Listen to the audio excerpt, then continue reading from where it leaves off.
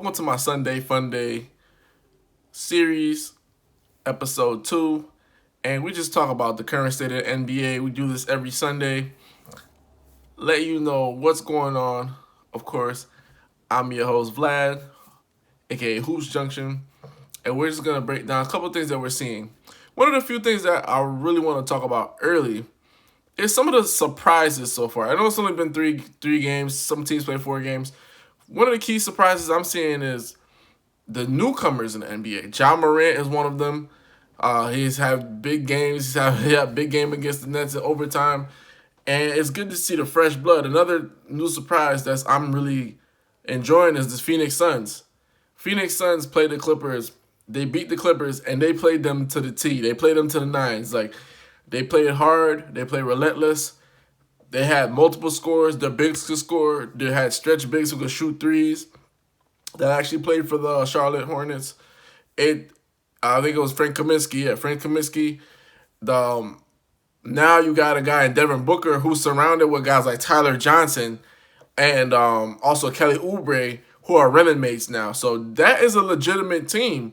And if you look at the way that the Golden State Warriors are playing, the Suns possibly could make the playoffs.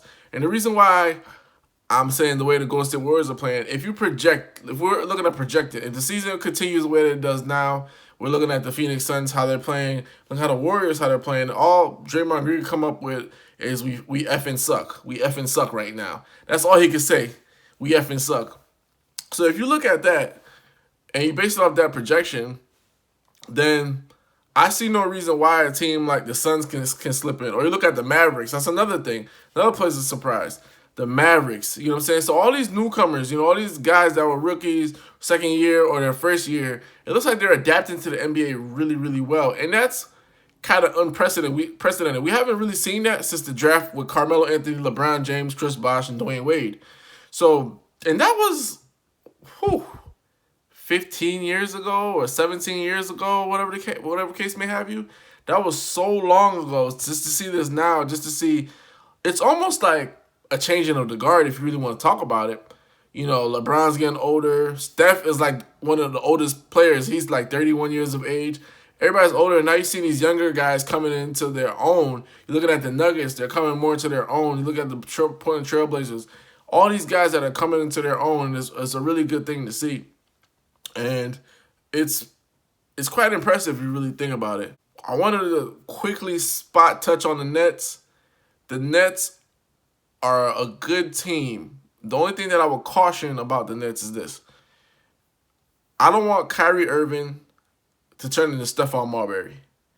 Kyrie Irving is reminding me a lot like Stephon Marbury when the Nets used to be in New Jersey. And I used to watch all of those games, and one of the key things that would really hit me is Marbury's going off, but nobody else is really contributing. And I feel like Marbury played the Starbury role, and Kyrie is playing his star Uncle Drew role. He's playing his Uncle Drew role as opposed to looking into gearing his team into becoming a playoff contender and a championship contender once Kevin Durant comes back. There's a lot of hero ball. It's a lot of flossing. It's a lot of trying to get to the cup and look fancy and everything like that. That's all fine and dandy. But what's going to happen is you're going to run into a team, whether it's the Toronto Raptors, whether it's the Boston Celtics, that play a team-oriented style of ball, which is winning basketball. And then you're going to be like, well, damn, we need more pieces, or this isn't working. And one of the key things, the reason why I'm bringing this up is because Kevin Durant might find himself in a situation next year when he comes back, and if they're losing games or if they're not winning in the playoffs, he'll say, like, you know what? I don't want to be here. Even though he signed a 4-year extension, these guys get out of their contracts like nobody's business. I would say it's just as easy to have a divorce as it is for these guys to get out of their contracts. Like, these guys get out of their contracts like nothing, or they request a trade. And if Kyrie doesn't prepare his team for winning basketball, which means that he has to go into his inner LeBron and bring that leadership out and say, hey, even though I'm going to the cup, I'm looking crazy and all that stuff. If we're not winning, if we're not putting W's on the board, none of that matters. So he has to take a step back from, trying to do too much and really look at it from a standpoint of I have to prepare these guys for when KD comes back. Because when KD comes back, expectation is a championship or bust. Other than that, we don't want to hear nothing else you got to say. And that's what it is. So that's what a lot of people have to really understand. You know what I'm saying? It's championship or bust. And Kyrie, he could enjoy himself now, but, like they say, laugh now, cry later. I don't want to see Kyrie crying later, or, something happens where they disband the Nets in terms of Kyrie and KD coming together. Like, that just gets broken up because of egos or the fact that they're not winning. So that's something that you really have to keep in place. Speaking of not winning, the Golden State Warriors, they got second blowout loss, and, you really can't get too crazy over 2 or 3 losses.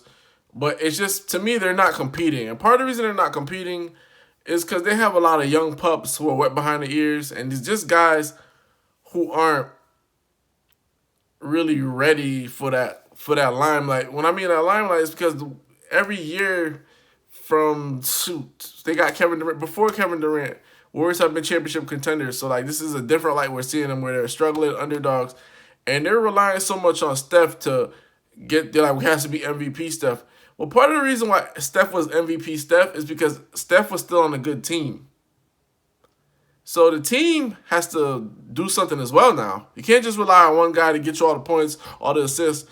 I'm looking at all these games. He's averaging about 23 points, about 5, 6 assists, and he's averaging 7 rebounds. So somebody else is going to have to come along with him. And, of course, it's not Draymond Green offensively because all he has for his answers is, we fucking suck right now. We suck right now. But that's not enough. You guys got to step up the tenacity, the defense. They're losing to teams where, you lost to the Clippers. That's fine. That's fine and understandable. They are a championship contender. We're looking at them as a championship contender. We're not going to hold anything against a team loses to a championship contender.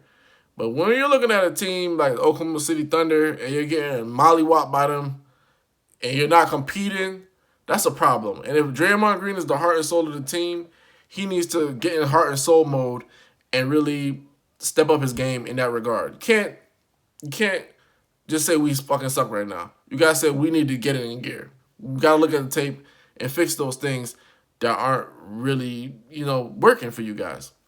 One thing about the Clippers that I wanted to add, they lost to the Suns, and I guess my thing is, when I said that cautionary tale about being overconfident or being a revenge tour, this is why it's a cautionary tale, because you must understand that this is the first time, to me, the Clippers have had this target on their back.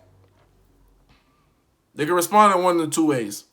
Meet expectations or underachieve. All of this tough guy act with Patrick Beverley, that's fine because that's who he is. But all the rest of the guys, I'm telling you, any more losses to the Suns or whatever the case is, that's going to cause some inner turmoil.